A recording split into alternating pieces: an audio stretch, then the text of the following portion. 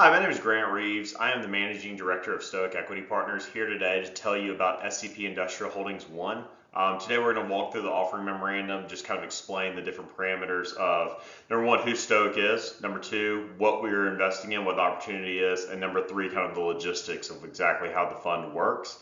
Appreciate you joining us today and look forward to talking more about our fund. So as I mentioned, my name is Grant Reeves. I founded Stoic Equity Partners along with my business partner, Jeremy Friedman. We started working on Stoic in 2020, started doing our first deals in 21. Jeremy and I both come from the commercial real estate brokerage world. I did mainly limited service hospitality, so like Hampton Inns, Holiday Inn Expresses, that kind of stuff. Jeremy did a lot of triple net retail, so like O'Reilly Auto Parts, Dollar Generals, that kind of thing. And we had worked together at a prior firm. Started around 2013 is when we met, and always stayed friends. And then through the COVID pandemic, we got to talking more and more about getting on the principal side of the business, and decided to take the plunge. And we founded Stoic that year. Like I said, started in 21 doing deals. Started off in the self-storage world, then later transitioned more to the flex industrial side, which is where we've been for probably the past year. Currently, we have about $50 million worth of acquisitions and developments that we've done. We own about 500,000 square feet of buildings, and we have raised about $13.6 million from outside investors. We are a regional firm, so we own properties throughout 5 states of the Southeast. We have stuff in Florida, Alabama, Mississippi, and Arkansas currently, but we do like markets like Tennessee, Georgia, Louisiana, possibly some areas of Texas, and even up north into Kentucky, the Carolinas, that kind of area. Our team is small right now, but as a very talented team. So I'm the managing director. Jeremy's the CEO. Jeremy runs a little bit more of the big picture kind of things, and I run a little bit more of the day-to-day operations. Then we have Matt Porter. He's our director of asset and project management. We use third-party property managers for everything that we do. So he oversees that. He also works with our leasing agents of all our properties, making sure that properties are getting shown correctly, leases are being negotiated correctly, and all of that. So he's a very valuable member of our team. We then have Sam Jaquist, who is actually our first employee that came to work for us. He is an analyst on our acquisition team. He handles all of our underwriting, works with contract to close of acquisitions, as well as handles a lot of our broker relationships and off-market activities. So he'll cold call certain markets we want to be in, properties we want to buy, and kind of runs that side of the business. We then have Haley West. She's our staff accountant. So she compiles all of Stoic's books, as well as oversees all the financial reporting come from the property managers. Like I said, all of our properties are managed by third parties, so they do the property level accounting, but Haley has to oversee that department and also make sure that all those books are correct. At Stoic, we have 4 core values that we really base all of our decisions on. Number one is stoicism. Obviously, we take stoicism very seriously, seeing as we named our firm after it. And how we see that is in commercial real estate, there's plenty of times that you can get really down in the dumps or get emotional about kind of negative situations or hard situations. But the key to success is kind of powering through those, and that is being stoic, and so that's why it's very important to us. Number 2 is lifelong learning. We never want to sit back and say that we understand everything about real estate, we understand everything about the world and how it works. Things are always changing, and you always have to be learning and adapting to that as it goes. Number 3 is stewardship. We manage outside money for people, and that's very serious to us. We take a lot of thought process into all of our decisions to make sure we're doing what's right for our investors, not for Stoic or Jeremy and I, because at the end of the day, that's our clientele. That's who we're here to serve. Number 4 is the pursuit of excellence. Kind of ties back to the lifelong learning piece. Everything we do, we never want to settle for status quo or just, hey, it's good enough, let's get it out. Everything we would do, we want to be excellent. We want it to be the best we can do. So this shows our current portfolio. We have 10 assets currently, and as I said before, about $50 million in total value at the moment. We started off with our 4 self-storage deals. This was a conversion from a prior shopping center, a grocery store actually, that then was office, and then we bought it in 2021 and turned it into self-storage. This is an existing self-storage deal in Fairhope that we acquired in 21. This is a ground-up self-storage development, and then this is an expansion self-storage deal. We then transitioned into flex industrial. Our first one was in Little Rock, then we moved to Ridgeland, Mississippi, Pensacola, Conyers, which is right outside of Atlanta, and then another property in the Jackson MSA as one of them here, kind of more local to us here in Spanish Fort. So the fund overall, what we're doing is we're raising capital to go buy 7 to 11 flex industrial properties throughout the Southeast. The $25 million will be made up of $50,000 shares as well as $1 million shares. We have two different classes there. We're going to launch the fund October 1st with the acquisition of an asset in Louisville, Kentucky that we currently have under contract. That will be our first fundraising close. We will then continue to raise capital and deploy capital for up to a year. So until all the equity is raised or until we've placed all the capital, up to a year out. So October 1, 23 to September 30th, 24, we'll be raising and placing capital.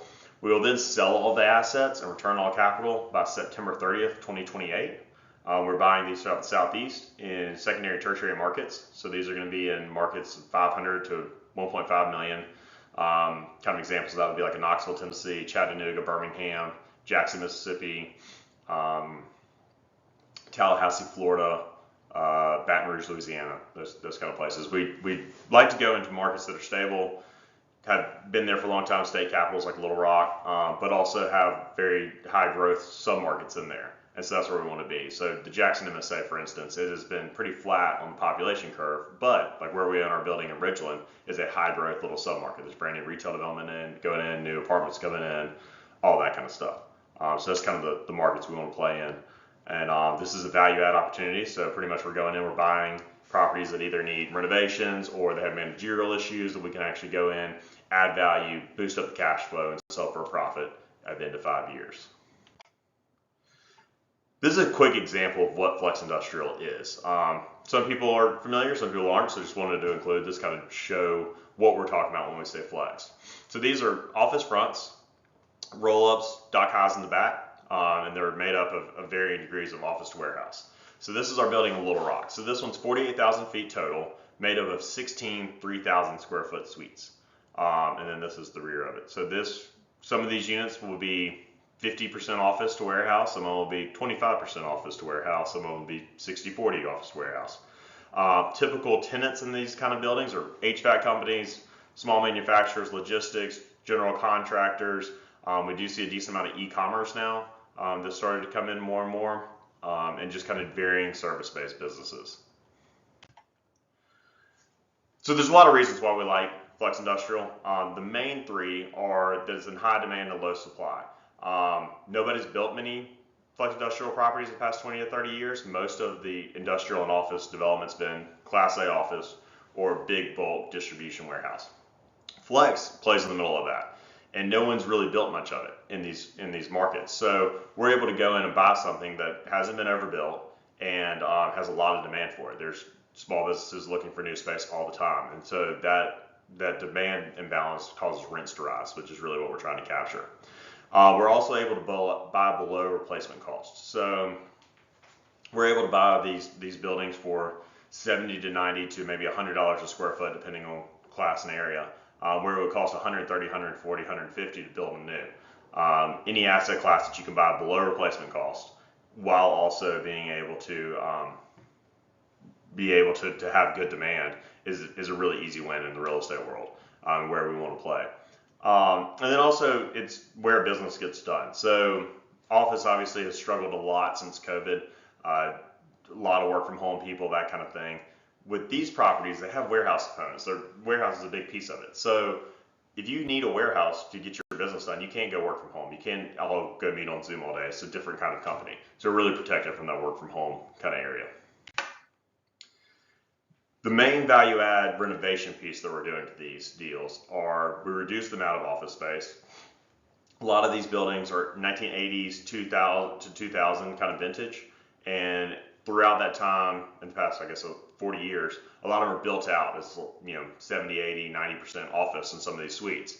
We found you can go in, renovate them, take a lot of that office out, turn them more into 50-50 office warehouse, and lease them up really, really quickly. We've done this in Ridgeland, Mississippi, Little Rock, as well as in Pensacola. We're currently doing the strategy. It's works really, really well. And then we also do exterior upgrades. While these are industrial facilities, people like to go to a nice place to work every day. So we paint the exterior, we seal and stripe the parking lots, redo landscaping, replace roofs a lot of times, and just really make the projects look a lot nicer. And we're able to drive rents by doing that. This talks a little bit more about just Class B industrial, which is what Flex is. As you can see, it's on the delinquency and special servicing rates. It's one of the lowest asset classes out there. It's performed very, very well through COVID. It's performed very, very well over the past 20 years. So we just see a lot of growth in the market. This slide talks a little bit more about e-commerce and the growth there, which is just going to continue to drive the need for more industrial. Also, I want to talk about the new development aspect of this. So no one's built a lot of it, primarily because the numbers don't currently work, which is great if you can buy existing assets with cash flow. A lot of the assets we're buying have $8, $12 a square foot lease rents. When it costs about $130, $140 to build a building, that means that it doesn't make sense to be able to cash flow that asset. Meaning that no one's building new supply. It's going to continue to increase demand, or increased demand is going to continue to increase rates because of the fact that it just doesn't make sense to build one. If someone does come in and build one, they're going to have to be $14, $15, $16 a square foot. We're sitting next door at 12. That gives us tons of runway to be able to push rents and still be under where they are, which is just a great place to be for existing owners of this kind of product. The markets we want to be in, talked about size already a little bit, so 500 to 1.5 million. This is what we like to call the SEC region. So Texas, Louisiana, Arkansas, Mississippi, Florida, Kentucky, pretty much anywhere there's an SEC school is where we like to be. That's where you're seeing the most growth from other parts of the country. And also it's where we're based, is where we've worked for the past decades, what we really understand. So the capital structure of the fund, as I mentioned before, raising $25 million in equity. We'll then have debt facilities set up with regional banks for the most part of about $50 million, and the total portfolio will be $70 to $75 million. So that will be most likely 7 to 11 properties. Some of them, like the first one we're buying, is a little bit more expensive, like $14 million. Some will be cheaper in the $4 or $5 million range, and some kind of in the middle of $8 million. Again, shows the location. Why we like it, you can see down here, this is all the net migration that's coming to us from just the Northeast, not to mention what's happening out west. Anybody that lives in the Southeast knows that out west and the Northeast are coming in and they're moving fast, which is great for real estate. As far as the return structure, the minimum cash on cash that we're looking at is 5 to 8%. Minimum IRR is 13%, and we want 20,000 square foot or larger buildings. So the fund targets, though, are 7 to 8% cash on cash a year with a 15% IRR. Obviously, these are lower than these. The reason being is because we might have a property that has lower cash on cash but has more upside, so its IRR is going to be higher, and we will marry that with the deal that has a higher cash on cash but less upside, so the IRR is lower, to be able to achieve these type returns. On cash return, so that's the quarterly dividend that you're getting to the investor. And so because they are value add, it will start out lower and get larger over time. So we're averaging that to a 7 to 8%, but it will probably start out 4 to 5% year one, 5 to 6, 7 to 8, 9 to 10, and then average that together to 7 to 8. But it definitely will grow as we are able to renovate, drive rents, and re-tenant these facilities. Just talks more about the Southeast and where we see the growth and why we see the growth, what's the big contributors. So this slide talks a little bit about the different shares that we have available on this fund and kind of the structure of how that works. So we have two different classes of shares. We have A1s that are $50,000 shares. Those have an 8% pref with a 30% promote. And then we have A2s, which are $1 million shares. Those are going to be just 7 of those available, and then 335 with the $50,000 shares available. Then we have the Class B, which is the sponsor, which is Stoic Equity Partners. So we bring 1.25 million, which is 5% of the total equity, and then we raise the 95%. So how the pref works is we'll just use the A1s as example. Until the A1 shareholder gets an 8% preferred return IRR, which means that they return all the capital plus 8% annualized return, we just split pro rata. We take 5% because that's what we own. Equity investors take 95%. This usually happens at the sale because of the fact that just to be able to return all the capital and be able to go over that. But anyway, so once that pref is hit, we as a sponsor take 30% of their future cash flows. So then the split goes to about 66% to the investor, about 34% to the sponsor. So it's our 5% plus 30% of the A1 shareholders. If you've never invested in private funds, feel free to give us a call. I'd love to tell you a little bit more about how waterfalls work. They're a little bit confusing to people who have not seen them before, but this is just part of how we do the profit sharing for these funds. So on the fee side, we do charge a 2% acquisition fee. So that is paid at closing to Stoic for the work going into actually finding and acquiring these assets. We then charge a 50 basis point asset management fee. That is done on the total amount of debt and equity placed. So the first deal we're buying is $14 million. We'll take 50 basis points of that a year, paid monthly, as our asset management fee, and that is to oversee the renovations, oversee the management, the leasing, and the overall big picture day-to-day of that asset. We also charge a 1% disposition fee that is paid at closing as we wind down the fund. So this is the organizational chart of the fund. It kind of shows the overall ownership structure and how that looks. I'll get my mouse to work here so that you can see. So SEP Industrial Holdings, LLC, this is the actual fund that we are raising money for. So the Class A members, which we just went over, are members of that. And then you have the 5% sponsorship entity, which is Stoic Equity Partners, made up of 50-50, Jeremy and I. We are the managing member or the controller of this entity. So the investors are Class A members in the holdings company, which then is a sole member of the different property ownership level that we have here. So Commonwealth is the first deal that we're buying in Louisville that we've been discussing, and then these are future deals that we'll be doing. These are all sole members of this holding company itself. The timeline, we will be offering and raising money for a year, as well as acquiring properties for a year. We will be selling everything by September 30th, 2028. There is an extension right in crazy instances where, say, in the middle of COVID or something like that has just hit September 29th of 2028. We do have the right to be able to extend that if we need to per our docs, but this is a 5-year deal. It should be 5 years. We just have to have some pieces in there just in case. We do have an acquisition time frame extension, and the reason for that is if we put something under contract right before the end of the time frame and it's a great deal, we want to be able to still close that asset. But we will just be raising for a year or until we raise the $25 million. The first asset we'll be acquiring in the fund, this is the one I was talking about, closing on October 1st or right around there, is the Commonwealth Business Center in Louisville, Kentucky. This property is 128,000 square foot, made up of 2 buildings. Very nice asset. Good stable property for the fund. We're assuming a CMBS loan on this one at 4.85% interest rate. It's a little bit lower of leverage because of that, but it makes our cash on cash really good. Unfortunately, you can't see it behind my camera, but it's about a 7.1 cash on cash return, which is very consistent, throughout the whole period, and IRR just under 14. And this is for your regular A1 $50,000 shares. I'll show you on the next slide what the A2s look like. And so our strategy here is this property is built out a lot as office, about 70% office, and so it is about 88% occupied, 87% occupied. We're going to go in, do some renovations, which is what we're raising money for up front, that $360,000, as well as $425,000 for leasing commissions and tenant improvements. All this money is going to be used, or a lot of this money is going to be used to be able to go in, pull out a lot of that office, increase the amount of warehouse that we have, and be able to drive occupancy by doing that. Paying $13.2 for the deal, which is about $100,000 a square foot.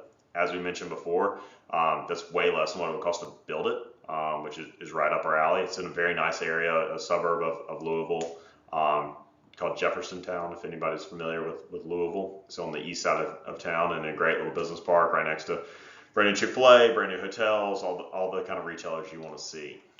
So this is still showing the same Louisville deal. This shows the A2 shares. These are the $1 million shares that we have available. We just have 7 of those, and a decent amount of those are already committed.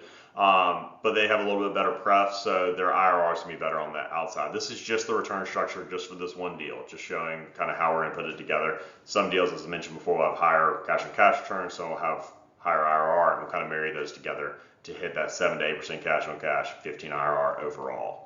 This is continuing to show more and more of Commonwealth. So as you can see, this is kind of the office front, and then the other buildings over here. And then it has a large truck court in the back, which is this picture. So you see the truck doors here, as well as some grade levels here.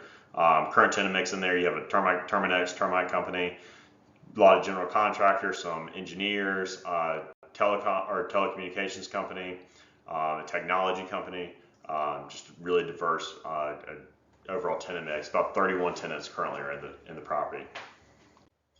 So now I wanted to show a little bit of case studies of properties that we own. These are not going to be part of the fund, this one and then the next one we're going to talk about, but it does show a good example of what we were buying, our experience in the space, and also kind of what the basis of our strategy is.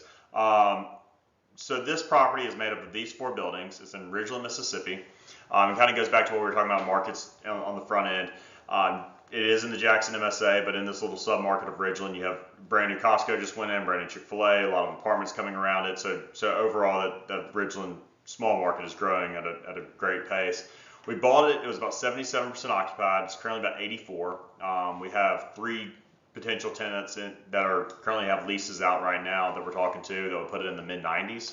So within a year, we're going to go from mid-70s to 85 to 95%, which is just great occupancy boost there. Primarily, that's through renovating these suites from pretty much all office into 50/50 office warehouse, like we were discussing in the overall strategy. This property has a lot of different tenants in it. It has a GC firm, a home flipping company, real estate company, CVS Omnicare occupies this part, and they do all their compounding for their IVs for all the nursing homes in the state of Mississippi. Cintas has this entire building down here, and then just others, e-commerce, ladies boutique in here, Jan Pro janitorial companies in here. So very diverse tenant mix, but has done really well. We've replaced the roofs on these as well as done the interior renovations, and we are currently redoing the parking lot, as you can see right there. This is another deal that we bought, Little Rock, Arkansas. This is one we kind of showed at the beginning of this video. 48,000 feet. We bought it 94% occupied. Had a lot of month-to-month tenants in there. We were able to re-tenant a decent amount of those. We do still have 1 month-to-month tenant. We've owned it for, I guess, just now out a year, but have done really, really well with this asset. When we bought it, the current lease rates were like $4.56 a square foot. The last 2 leases that we've signed have been $8.50 and $8.15 a square foot. It was owned by an older lady out of California that just did not want to put a lot of time and effort or money into the deal. It was cash flowing for us, so she just was kind of sitting back on it. We bought it for $3 million, so well below replacement cost, and have gone in, redone the parking lot, redid the stucco, repainted it, and then continued to pull out office space, turn things back into a 50/50 office warehouse. Done really, really well with it. So this slide shows the different service providers that we have that we're partnered up with on this fund. Our first is legal.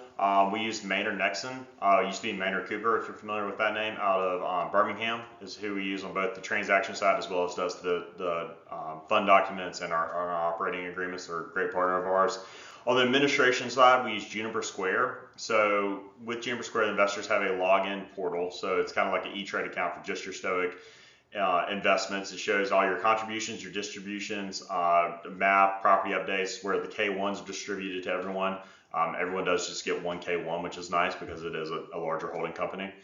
And so they're great to work with. They do the fund level accounting, and so the quarterly reports and compiling all the property level P&Ls into one P&L for the fund is part of their forte as well. On the management side, we talked about this earlier, but we use third-party property managers for everything. So what we do is we go into certain markets, we find whoever the strongest in flex industrial is. So Little Rock, we use Colliers. A couple markets like Pensacola and Ridgeland, we use NAI, use Lee & Associates in Atlanta, Cushman Wake and some other markets. And so they run the day-to-day of the properties, and then Matt and Haley work with them to oversee those managers. We also usually use these brokers to find our deals. So Sam and I on the acquisition side will go into a market we like Jackson, Mississippi. We'll database the whole market, and we'll send it to our brokers and say, hey, look, please get us in front of these owners. This is the properties we like to buy. It makes the broker's job really easy, as well as for us, it allows us to delegate to those brokers to where we're not calling 10,000 owners. These brokers already have relationships with them. They know the markets. We're able to really rely on them, and it just makes our lives a lot easier, and we're able to scale a lot quicker. On the accounting and audit side, this is a fully audited fund, so once a year we'll go through a full audit. We have a couple of different firms that we're still talking to on that side, so that's why that's blank, but that will be that company will be selected the next couple of weeks. Real fast on the accounting and auditing side, so Juniper Square will do the audit package for the accountants, which will be done into February, then is sent over to the accounting team to do their full audit, and then their tax work is done. Because of that, the K1s for this will not come out until May or June. is kind of what we're estimating. So it will require people to file extensions on the tax returns if they don't usually do that. That's just part of having a fully audited fund, though. It's just timeline-wise, it's the best that you can do. But overall, it's great service providers all the way around. We try to work with the best of the best on each of these aspects to make sure the fund runs as smoothly as possible. So timeline, it is September 1st when I'm recording this video. We will get our first equity commitments done by this 15th. We will then fund those first equity commitments to close the Commonwealth deal by September 30th and then close that deal by October 15th. As I've stated, though, we will be continuing to raise capital as well as deploy capital for another year. So timing's not right today. We will be raising until we hit that $25 million mark. We're currently around $4 million right now of kind of pre-commitments, and we will fill that all the way up and keep things rolling for another year. This is our contact information. Feel free to shoot me an email or Jeremy or give us a call. Usually how we like to do this moving forward is, obviously you watch this video, you understand a little bit more about what we're doing and why. We like to set up a call with you, kind of walk more through the details, go through the day-to-day operations of how exactly it looks, as well as go over the legal docs. But really appreciate you watching this video. Hopefully this was informative, and look forward to hearing from you.